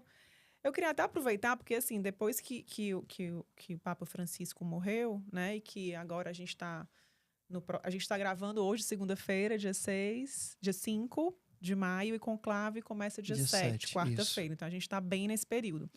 E após a morte do Papa, os filmes, enfim, que tratam do tema, tiveram, assim, um crescimento gigante de audiência, né? E um deles é o Conclave, que foi um das produções aí que teve esse baita crescimento por conta da curiosidade mesmo que se gera em torno, né? O senhor assistiu? Eu assisti e, particularmente, tenho minhas ressalvas, assim, porque, embora seja uma grande produção, se eu não me engano, foi 19 milhões, não sei. Foi uma grande produção, mas tem muitos erros. Muitos erros. Quais seriam os principais erros, assim? Porque as pessoas assistiram para entender. O que é o conclave?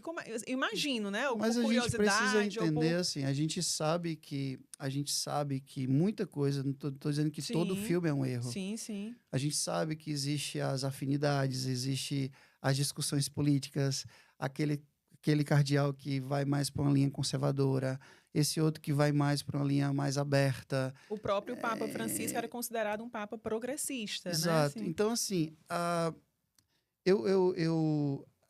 a nível de discussões, de debates, que analisam o rosto da igreja para o mundo, qual o perfil de Papa seria ideal para esse momento da história, depois de Francisco, isso acontece, né? Eu mesmo, quando estava lá lá na Europa, lá em Roma, você percebe, às vezes, como eles olham para a América Latina.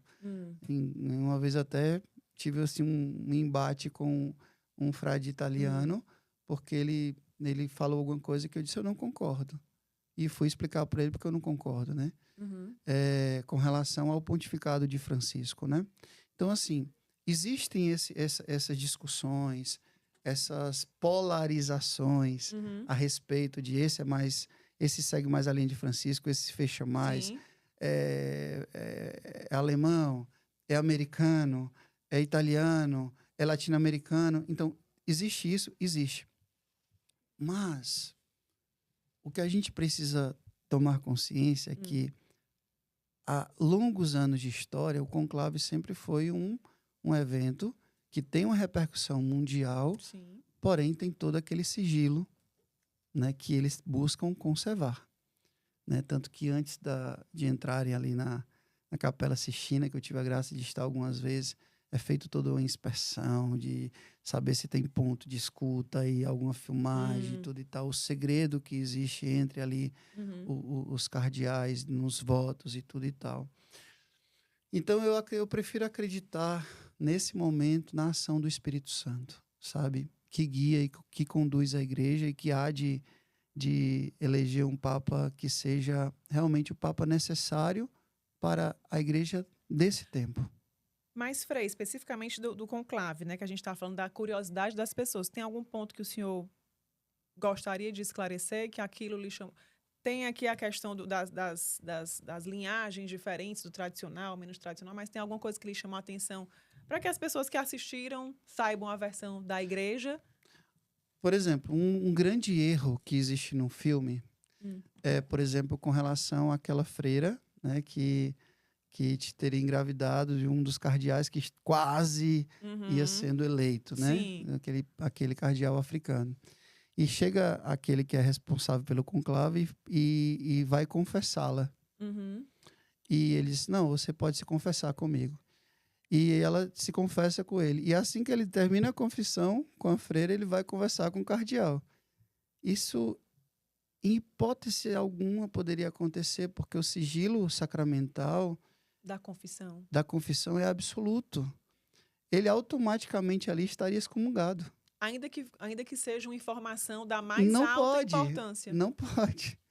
Ele ali automaticamente estaria excomungado. Ele jamais poderia, tipo, ouvir a confissão e ir conversar com o cardeal falando o que aquela freira falou para ele. Então foi um dos grandes erros. Tem outras coisinhas também, mas assim, Esse seria um dos pontos. esse para mim seria uma coisa assim, de fato, poxa, quem produziu isso fez uma outras coisas também, assim, a gente sabe que tem muitos como eu disse, a produção em si, a ideia, enfim, mas não é fiel para compreender de fato o que seria um conclave. Frei, vamos falar dos seus Vamos. livros? Tem Caminhos de Reconciliação, Desperte Seu Coração para Encontrar a Paz. O primeiro. Ângelos, editora. Esse é o segundo? Isso. Discipulado dos Imperfeitos, também pela Ângelos. Isso. Vou mostrar aqui as capas bonitas. Aqui do primeiro, Caminhos de Reconciliação. Vamos pegar. E por fim, o terceiro. Por fim, Terceiro. não, né? Deve vir mais, né? Se Deus quiser. A evangelização nas redes sociais. Conexão, proximidade e encontro, que é o último. O último. A gente recebeu aqui o padre Elano, Sim. né? A gente comentou da Paróquia da Glória aqui de Fortaleza. E eu fiz uma pergunta para ele a respeito justamente do uso das redes sociais. E eu queria botar um pedacinho desse vídeo. Tá bom. Eu perguntei para ele sobre o lado bom e o lado ruim. Sim. Qual é o bom uso da rede social e o mau uso da rede social, vamos dizer assim, quando se trata da própria igreja ou de um padre, como o senhor, fazendo uso da rede social? Onde é que ela é boa, onde é que ela é ruim? Eu creio que há dois desafios. O primeiro é o desafio de você humanizar todo esse caminho das mídias sociais. O que significa humanizar? Quando eu penso nas mídias sociais, eu penso muito que as pessoas estão vendo apenas um recorte daquilo que está acontecendo, o que é natural. Isso acontece também dentro da paróquia pelas mídias que a gente desenvolve. Então, o grande desafio é você não se tornar escravo desses recortes. Por exemplo, um vídeo chegou a 1 milhão, aí eu fico desesperado se o outro não chega. E aí começo a fazer exatamente aquilo que eu fiz para chegar a um vídeo a 1 milhão, 1 milhão e 900 mil. Isso, para mim, é nocivo. É claro que é bom, eu fico feliz quando um vídeo chega a 2,5 milhões, como já chegou. Mas eu fico muito mais feliz quando as pessoas conseguem furar um pouquinho essa bolha e dizer, não, é um trabalho maior, né? Primeira coisa. E a segunda coisa que eu acho que as mídias sociais também nos ajudam é, a gente hoje não tem mais a atenção das pessoas como antes. Então, é natural que a gente, na missa, a pessoa diga, padre, eu fui à missa, mas depois eu fui ver a homilia de novo porque eu não estava prestando atenção. E nisso as mídias são maravilhosas. É um recurso, né? É um recurso a mais. Aí eu te pego, né? Passando aqui pelo Padre Elano, né?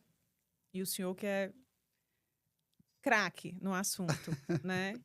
Bom, O que seria essa conexão, essa proximidade, esse encontro? E o que o Padre Elano falou faz sentido para o senhor? faz total sentido. Inclusive, eu já tinha visto esse recorte, Esse corte, né? esse corte, Esse né? corte. E assim, admiro muito o Padre Elano. Às vezes que eu pude encontrá-lo e a gente pôde trocar alguma palavra. É um homem muito sábio, um homem muito inteligente. E eu disse para ele uma vez assim, a admiração que eu tenho pelo trabalho dele, né? A proporção do trabalho dele, tanto a nível administrativo como a nível de evangelização. E eu falo de coração mesmo, eu fico feliz quando eu encontro algum irmão assim que se destaca, que está fazendo um trabalho como esse, arrebanhando as pessoas, né? Mostrando o caminho do céu, os valores do evangelho. E eu também dei de presente para ele esse livro. E assim, esse livro aqui, na verdade, ele é fruto de 1 ano de estudo. 1 ano de estudo. Quase 95% dos livros, dos artigos, são italianos, né? Então, os italianos, nesse sentido, eles têm uma grande produção a respeito desse tema. Embora, na prática, a gente se destaque, né? Desde a época da pandemia, sobretudo depois da pandemia, a evangelização nas redes sociais cresceu. A gente tem aí o trabalho do Frei Gilson, do Instituto Hesed, do Exército de Deus e tantos outros que se destacam e vivem isso diariamente, né? Frei Gilson tem sido um nome, assim, de que se destaca bastante. grande destaque, entendeu? e também polêmicas, né? Esse destaque acaba trazendo também, né? Então, assim, eu estudei durante 1 ano. Esse trabalho, que é, na verdade, a minha tese de mestrado, eu fui avaliado por 3 doutores em teologia pastoral. Eu apresentei o trabalho. Graças a Deus, tirei summa cum laude, que é uma nota máxima da universidade, né? E, assim, a reflexão é essa. A evangelização, os 3 últimos papas, São João Paulo II, porque a internet começou ali, na época dele, o Papa Bento e o Francisco sempre olharam positivamente para a internet e para o uso da internet na evangelização.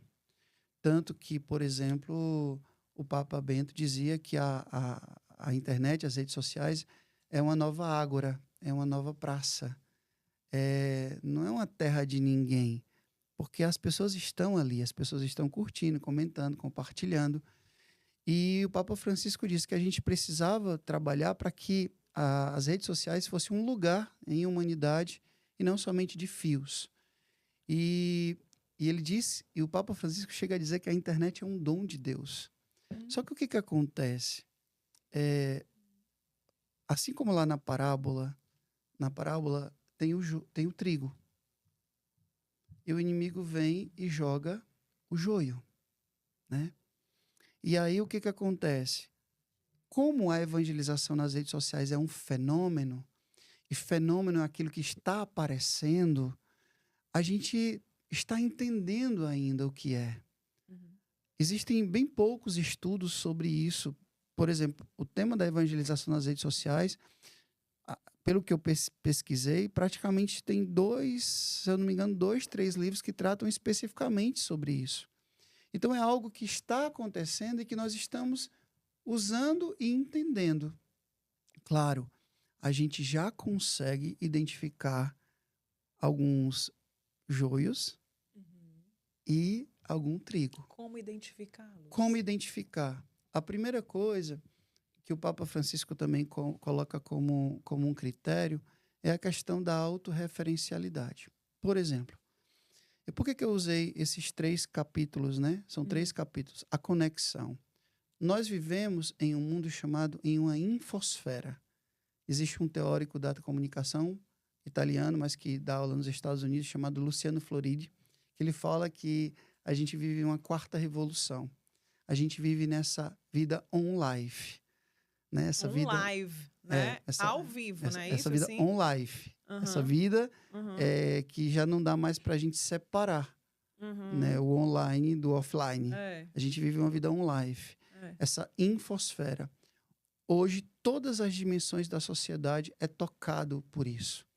Né? Todo mundo tem um chip, todo mundo tem um cadastro, todo mundo... Então, não tem como a gente voltar mais atrás. Nós estamos imersos nesta infosfera. E o que acontece? A gente tem como fugir disso? Não tem. Então, a gente precisa saber como usar. Isso. Aí vem a questão da consequência disso, que é essa proximidade digital. Essa proximidade digital. O que teria sido de nós, por exemplo, a nível de entretenimento, mas sobretudo a nível de evangelização, na época da pandemia, se não fosse as redes sociais. Essa conectividade. Né? Porém, os 3 papas, eles apontam para um terceiro elemento, que é a proximidade, é o encontro. Então, a gente vive nessa infosfera, nessa vida online, que gera uma proximidade digital, mas que não pode ficar só nisso. Então, por exemplo, um missionário digital, a igreja não gosta muito desse nome influência católico, né? Porque influência hoje está muito ligado, né? Ao comércio, né? Mas, assim, um missionário digital, ele precisa agir com a igreja. Ele precisa, de fato, estar em comunhão com a igreja.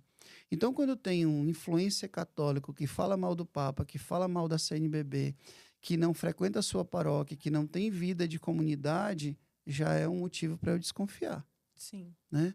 Outra, quando eu instrumentalizo a palavra de Deus em benefício próprio.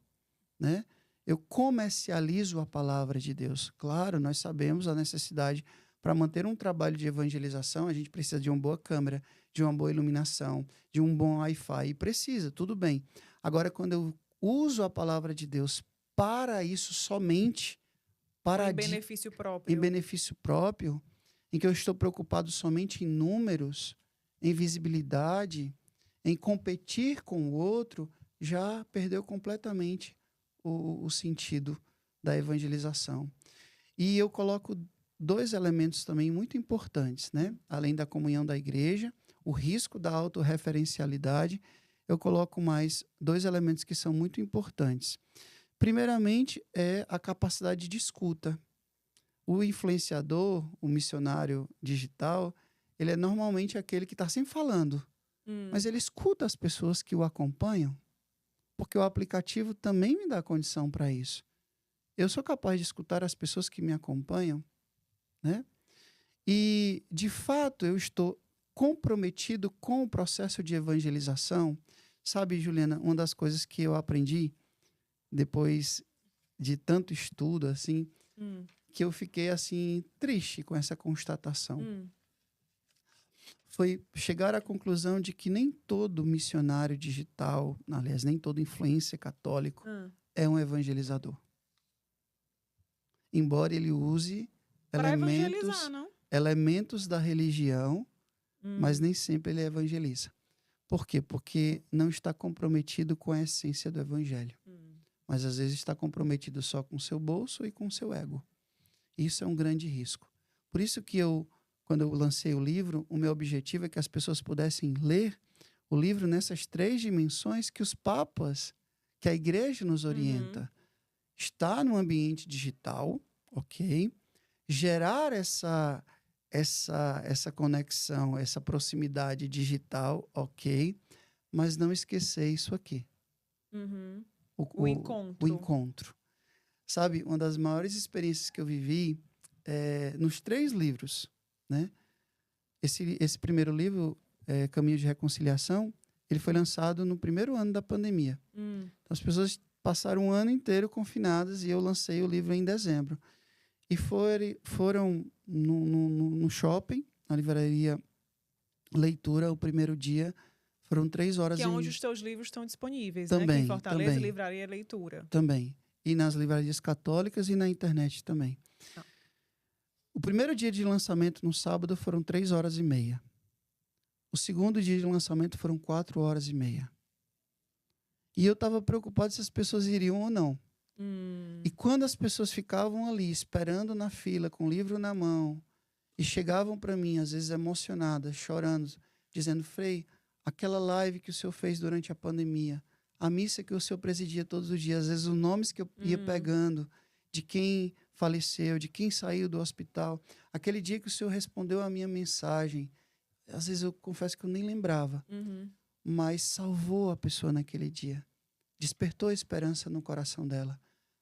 Aí, Juliana, eu vi que não são números. São rostos, são histórias, são pessoas. Por isso o encontro, né? Se ficasse só no online, tem que ter o real Isso, também. o real. O senhor falou aí da escuta. E a Isso. gente abriu uma caixinha de perguntas Tá bom. para esse nosso momento. E eu vou ler aqui. Célia Vieira. Como viver o aparente silêncio de Deus sem desanimar? Uma vez, uma criança perguntou para o Papa Bento, né? Essa criança tinha ficado órfã de pai e mãe. E a criança perguntou para o Papa, né, que era um homem inteligentíssimo: por que eu perdi meus pais? E o Papa disse, né: eu não sei. Mas o que eu sei é que Deus não deixa de amar, não deixa de ser bom por causa disso. Então, o sofrimento é um grande mistério. Que talvez, né, como dizia Madre Teresa, tem alguns porquês que a gente só vai entender quando a gente estiver diante de Deus. Mas a gente não pode jamais, né, duvidar de que Deus deixa de ser amor e deixa de ser bom por causa disso. Porque, no fim das contas, a gente acredita que, no fim de tudo, o mal não vai vencer. O bem vai vencer. Né? Porque Jesus venceu o poder do pecado e o poder da morte. Então, às vezes, o silêncio de Deus, diante de algumas circunstâncias, é também um jeito de dizer alguma coisa. Né? Tem uma música do Anjo de Resgate que eu acho muito bonita, que diz assim: eu sei que o teu silêncio só me basta, que o teu olhar diz mais do que palavras, mas sabes no momento que eu preciso ouvir. Às vezes, o silêncio de Deus também é pedagógico. Você é mãe, você me disse que é mãe. E às vezes, quando você fala enfaticamente com seu filho, você reclama e tal, faz de tudo para ele poder entender. E ele continua fazendo a mesma coisa, o que às vezes você faz? Silencia um pouco. O que acontece? A gente às vezes quer chamar a atenção de alguma pessoa, a gente dá um gelo, né? Para fazer a pessoa... Porque não é só a palavra que fala. Às vezes o silêncio também fala. Então, às vezes, até o silêncio de Deus é pedagógico também. Porém, como dizia o Padre Pio, Deus fala sempre. Seja na palavra, seja no silêncio. Às vezes, nós não estamos em posição de escuta. Estamos tão distraídos com as nossas coisas, com as nossas obrigações, com as nossas correrias, que, por exemplo, Jesus estava ali em Betânia, dentro da casa de Marta, Maria e Lázaro, e a Marta estava toda preocupada, e Jesus: olha, Marta, eu estou aqui. Tua irmã está aqui me escutando, ela escolheu a melhor parte. Então, seja com palavras, seja com silêncio, Deus sempre fala. O grande problema é que, às vezes, a gente não está em posição de escuta. Mais uma pergunta da Lenara Mourão. Qual o direcionamento que o senhor dá para quem está tentando engravidar? E é correto fazer a FIV, que é a fertilização in vitro? A moral da igreja, eu falo a partir da moral da igreja, ela não permite. Né? Tem que ser natural. Eu não tenho tanto tempo para aprofundar isso. Então, a orientação moral da igreja é que não pode. Agora, quanto à questão de um casal que está tentando engravidar, isso é uma realidade que eu acompanho muitos casais assim. Os aconselhamentos. Aconselhamentos. Então, assim, o que eu digo é: filho é dom, não é obrigação. Filho é um dom. E dom Deus dá para quem Ele quer, do jeito que Ele quer e quando Ele quer. Eu vou contar um fato de um desses casais que eu acompanhei. Eles já viviam casados há bastante tempo e se cobravam demais, e a família cobrava demais, e a sociedade cobrava demais. E eles não conseguiam engravidar de jeito nenhum.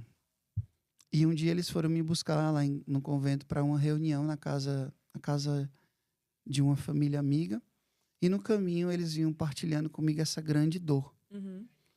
E choraram e tudo. E antes da gente entrar na casa, tinha um quadro de Santa Teresinha, assim, bem na entrada da casa.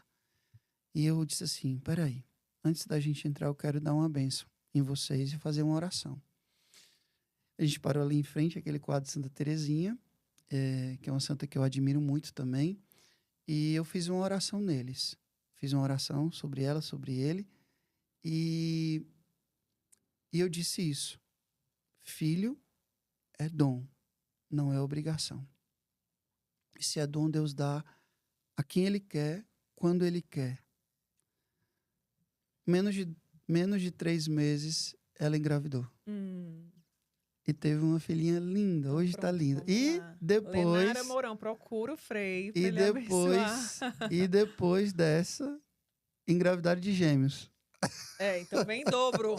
Vem em dobro. Então, parece que quando eles pararam de se cobrar e de não se preocupar com essas cobranças também que vinham de fora e colocaram nas mãos de Deus, Deus concedeu a graça, o dom. Última pergunta. Tá. Que tem a ver agora com esse período que a gente... Foi tanto assunto. Já estamos aí com mais de 1 hora, né, Samira? Acho que a gente vai ter que fazer a parte 2 agora. Mas, que eu falei no começo, né, de contar da tua trajetória, de falar um pouco do conclave, de temas atuais e também da Páscoa. Sim. Que é outro tempo, né, que é o tempo que nós estamos vivendo na Igreja Católica, né? E a Luciana Santiago pergunta o seguinte: por que os discípulos não conseguiram reconhecer Jesus nas diversas aparições dele? E aí eu queria emendar perguntando, já que estamos vivenciando esse período, né, qual é a principal reflexão desse período de Páscoa? Da Páscoa. Bom, uma boa pergunta, né? A gente sabe que Jesus, quando ele ressuscitou em um corpo glorioso.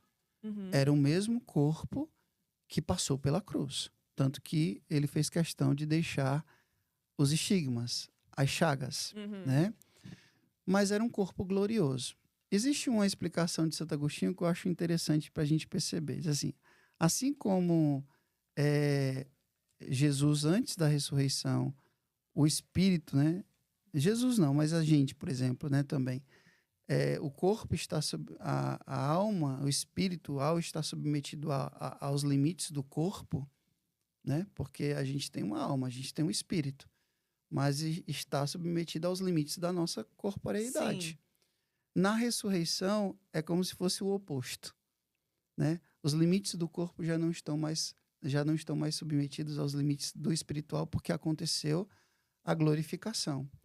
Então, Jesus, ele está ali em um corpo. É o corpo que passou pela cruz, mas agora é um corpo glorioso. E você percebe que, às vezes, esse não reconhecer Jesus no primeiro momento é até pedagógico, né? Mostra toda a cegueira espiritual que os discípulos ainda estavam vivenciando. O processo de esclarecimento, né? É como se estivesse saindo de uma sala escura, porque o fato da morte, o fato da ressurreição, o escândalo da cruz, né? Ver o nosso mestre ali flagelado como estava, a questão da negação, a questão da traição. Então, era muita informação para poder assimilar tudo, né? E eles também ainda não tinham recebido o Espírito Santo. Então, é como se saísse de um quarto escuro e de repente fosse para a luz. O que acontece quando a gente está num lugar escuro e de repente a gente fica... Cega, exatamente. Né? Não consegue enxergar Não ali. consegue. Invade. Então, os discípulos estavam como que Nessa cegueira, digamos assim. nesse esclarecimento, né? Tornar claro. Tanto que Jesus caminha ali quantos quilômetros com aqueles discípulos lá no caminho de Emaús? Quase 12 quilômetros. Né? Quando na beira ali do poço, na beira do mar, né? Quando Jesus vai encontrar o evangelho de ontem. Então você percebe que eles vão tomando consciência. Agora tem um elemento importante. Quem é que primeiro reconhece Jesus? O discípulo amado. É o Senhor. Não precisou de muita evidência. Né? Tanto lá, quando ele viu os panos no chão, o sudário do lado, o túmulo vazio, ele não precisou ver o Cristo para reconhecer que Jesus tinha ressuscitado, como também no evangelho do domingo que mostrava ele lá dentro da barca, é o Senhor. Então, um coração que ama é capaz de reconhecer o ressuscitado. A segunda pergunta, o que é próprio? Qual é a reflexão, né, aqui É da Páscoa? a reflexão da Páscoa. São Gregório Magno dizia que existem duas ressurreições, né? A gente precisa entender as duas ressurreições. Uma, aquela que vai acontecer no final dos tempos, né? Quando nós iremos ressuscitar em corpo e alma, ou para a vida eterna, ou para a condenação eterna. Espero que a gente, né, vá para a vida eterna. É a ressurreição da carne, né? Eu creio na ressurreição da carne. E a ressurreição do coração, que é aquela que acontece todos os dias, né? O que é passagem? Passagem é... Páscoa quer dizer passagem. Aí faz memória a passagem, né, do anjo que passava e olhava o sangue na porta do povo hebreu, a passagem do Mar Vermelho, a passagem do nada para a criação, né? Quando Deus cria ali os elementos da natureza e vai separando e vai ordenando tudo. Mas a passagem, a Páscoa, que precisa acontecer na nossa vida hoje. Por exemplo, a gente já pode ter passado o domingo de Páscoa, comido muito chocolate, tomado vinho, comido bacalhau, vestido roupa nova, ter dado presente, mas ainda está numa vida velha, com atitudes velhas, com comportamentos velhos, com vícios, com tristeza, com desespero, com preconceito, com maldade, com crueldade. Ou seja, a Páscoa ainda não aconteceu na minha vida. Então, a Páscoa acontece à medida em que a luz do ressuscitado me vai fazendo ressuscitar com ele. E como é que a gente ressuscita com ele? Exatamente passando de uma vida de morte para uma vida nova. Saindo do túmulo. Quando eu estive celebrando a Vigília Pascal ali na Capela de São Carlos Borromeu, no Shopping Guatemi, eu fiz uma reflexão muito interessante sobre a pedra que estava na porta do túmulo, né, de Jesus. Eu dizia que aquela pedra simboliza toda a impossibilidade, né, que nos impede de encontrar o ressuscitado. E essa pedra foi removida. Mas, às vezes, parece que a gente ainda está dentro do túmulo. Não remove a pedra. Não permite que essa pedra ainda fica ali. Então, são os relacionamentos tóxicos. São comportamentos, vícios, manias, pecados que não me deixam viver uma vida nova, uma vida ressuscitada. É como se a luz do ressuscitado ainda não tivesse me iluminado. Então, essa Páscoa, ela precisa existir. Por exemplo, uma pessoa que eu já vivo intrigado há tantos anos. Eu vivo a Páscoa num calendário religioso, um calendário civil, mas enquanto eu não me reconcilio com ela, a Páscoa ainda não aconteceu. Né? Enquanto eu permaneço no meu egoísmo, na minha mesquinhez, a Páscoa ainda não aconteceu. Então, a Páscoa, no sentido espiritual, existencial, ela acontece de fato quando a gente é capaz de fazer essa transição. Essa passagem. Perfeito. A gente falou dos livros, a gente falou da tua missão, né? Dos barcos pela Amazônia. Tem só uma porçãozinha que eu queria mostrar. A gente está perto de encerrar, né? Tem que terminar alguma hora. Tá bom. Mas andei pesquisando, né, sua vida, como a gente brincou no começo. Mas no Spotify, a tua música mais ouvida Nada é maior. Nada é maior. E eu queria mostrar um pouquinho. Nada é melhor,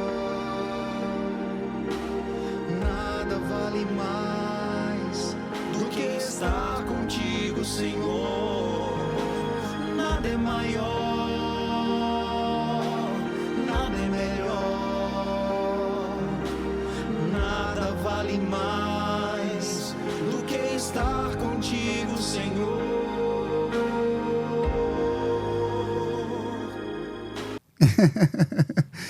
Me emocionei, deu saudade. Fala da tua porção cantor. Como é isso aí? Antes de ir para Roma, eu tive um trabalho muito significativo no âmbito musical.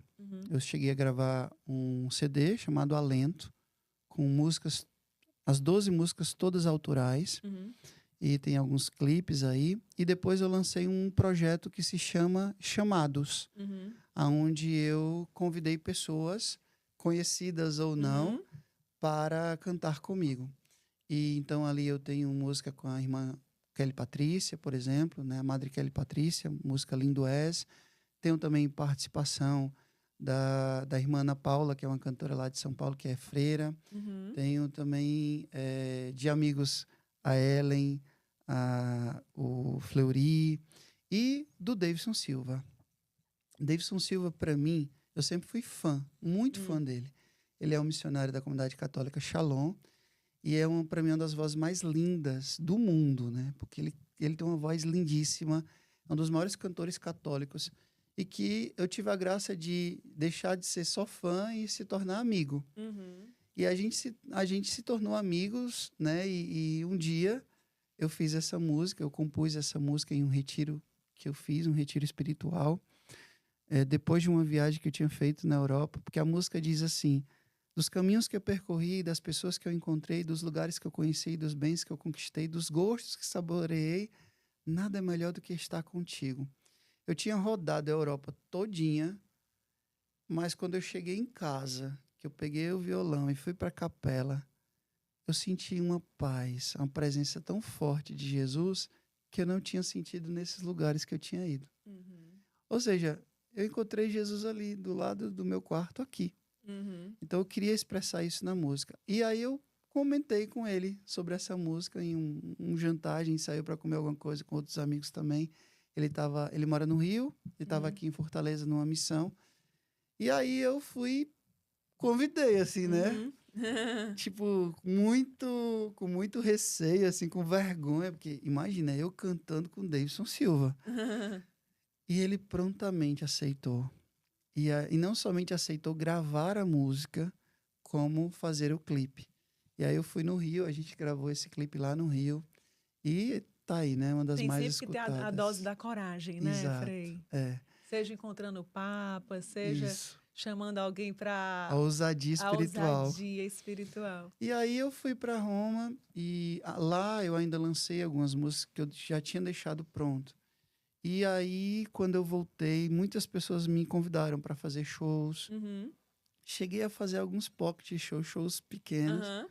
Mas como eu estava com o projeto do livro, então eu tinha que decidir. Ainda mais nesse tempo de eu estou aqui, mas daqui a pouco eu vou para uma nova missão.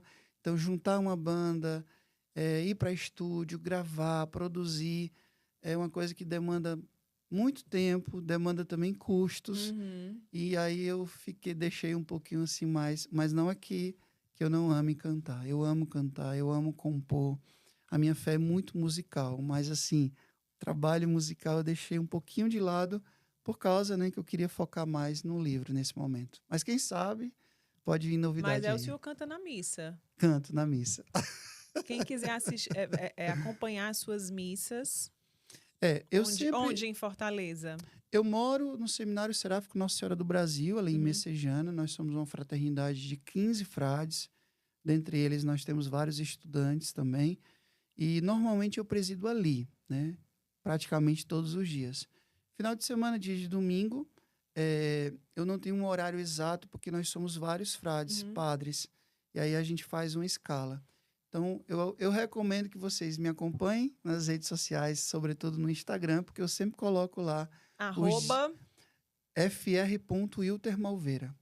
fr.wiltermalveira.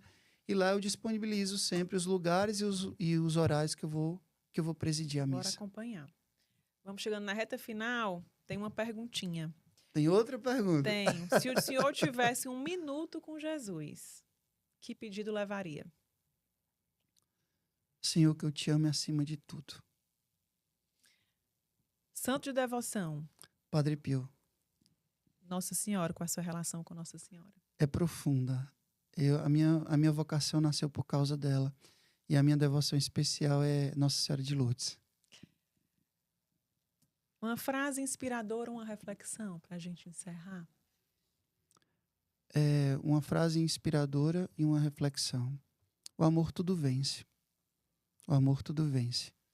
Porque se não tiver amor, não tem sentido, não tem brilho no olhar, não tem profundidade, não tem sentido. O senhor fica em Fortaleza até quando? Só Deus sabe. Eu estou esperando. Mas a aí. missão da Califórnia fica para 2026, que o senhor vai para a comunidade. O senhor mencionou aqui, né, ao longo da nossa conversa, que tem uma comunidade lá Brasileira. em São Francisco, na Isso. Califórnia, que o senhor deve estar indo para lá a qualquer momento. Exato. Então, acredito que é um projeto já para o próximo ano. Quem quiser acompanhar, vai lá no Instagram para ver onde é que ele, enquanto ele estiver por aqui, na Isso. capital cearense. Frei Wilter, muito obrigada Obrigado pela entrevista, pelo bate-papo, pelas reflexões, por compartilhar sua história, suas opiniões. Gratidão, viu, por esse momento. Juliana, muito obrigado também. Obrigado a toda a equipe que me acolheu aqui com muito amor. Eu já gravei vários podcasts, assim, mas sempre que a gente vai gravar, dá aquele friozinho na barriga. O que é que vão me perguntar, né? E também, assim, queira ou não, quando a gente está fazendo um podcast, a gente se expõe, né? A gente coloca as entrelinhas ali. Uhum. Também estudo comunicação e eu sei que a ideia é essa mesmo, sair do formal, aquele que aparece editado, para ir para o informal também. Mas me senti muito à vontade e você é uma maravilhosa profissional. Obrigada. Obrigado, viu? Deus abençoe. Amém. Muitas bênçãos aí para os próximos passos. Que Deus abençoe a cada um de vocês com muita paz, saúde e felicidade. Que o Senhor Todo-Poderoso, em sua infinita bondade, com o seu grande amor, vos abençoe, vos guarde, vos ilumine e vos proteja. Ele que é Pai, Filho e Espírito Santo. Feliz Páscoa. Feliz Páscoa. Amém. Obrigada. Amém. No episódio de hoje, a gente conversou com Frei Wilter Malveira. Já peço que você deixe o seu like, o seu comentário, compartilhe esse conteúdo. E, é claro, não esquece de se inscrever no nosso canal e ativar o sininho. Muito obrigada e a gente se vê no próximo episódio.